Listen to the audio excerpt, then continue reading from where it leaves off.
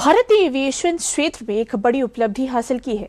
पहली बार भारत में इंडिगो का एक एयरबस A320 उदयपुर एयरपोर्ट पर स्वदेशी गगन सैटेलाइट नेविगेशन सिस्टम की मदद से सफलतापूर्वक लैंड कराया गया। ये गगन सिस्टम कैसे काम करता है, देखिए इस रिपोर्ट में।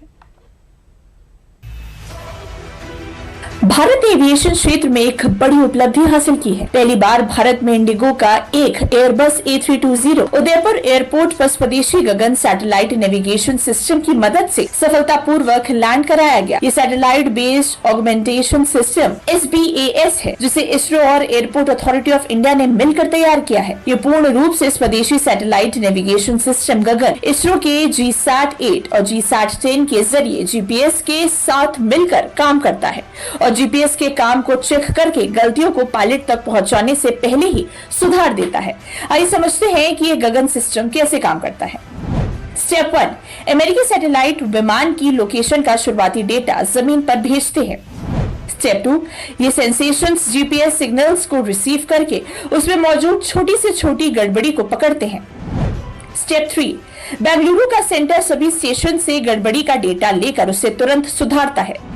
स्टेप 4, सुधरे हुए 100% सटीक डेटा को GSAT-8 और GSAT-10 सैटेलाइट पूरे भारतीय आसमान में भेजते हैं। स्टेप 5, विमान इन सैटेलाइट से रियल टाइम डेटा लेकर खराब मौसम में भी बिना ग्राउंड रेडियो बीम के सीधे रनवे पर उतारता है। स्वदेशी गगन सिस्टम अपनी कई आधुनिक खूबियों की वजह से विमानन क्षेत्र में बड़ा बदलाव ला सकता है। आइए जानते हैं इसके प्रमुख फीचर्स। गगन का पूरा नाम GPS एडेड जियो ऑगमेंटेशन नेविगेशन यानी कि गगन है। गगन GPS के सिस्टम को और सटीक बनाता है। गगन पायलट को ऊपर नीचे दाएं बाएं दिशाओं, प्लेन की स्पीड, पोजीशन सब कुछ बताता है। सिग्नल्स में गड़बड़ी होने पर यह पायलट को सिर्फ 6 सेकंड में अलर्ट कर देता है। ये तकनीक बिना भारी एयरपोर्ट उपकरणों के खराब मौसम में सीधी लैंडिंग कराता है। इस कारण से विमानों को छोटे और क्षेत्रीय एयरपोर्ट्स पर भी उतरने में मदद होगा। इसका दायरा अफ्रीका से ऑस्ट्रेलिया तक फैला है और वहां के क्षेत्रों में भी मददगार है।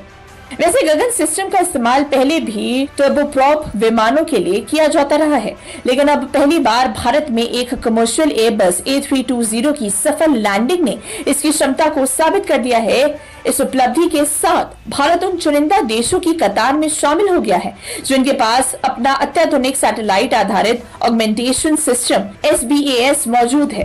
साथ ही इंडिगो अब इस सैटेलाइट बेस्ड तकनीक को अपने पूरे बेड़े में तेजी से लागू कर रहा है और इस साल के अंत तक लगभग 40 से अधिक satellite guided approach processor publish कर दिए जाएंगे।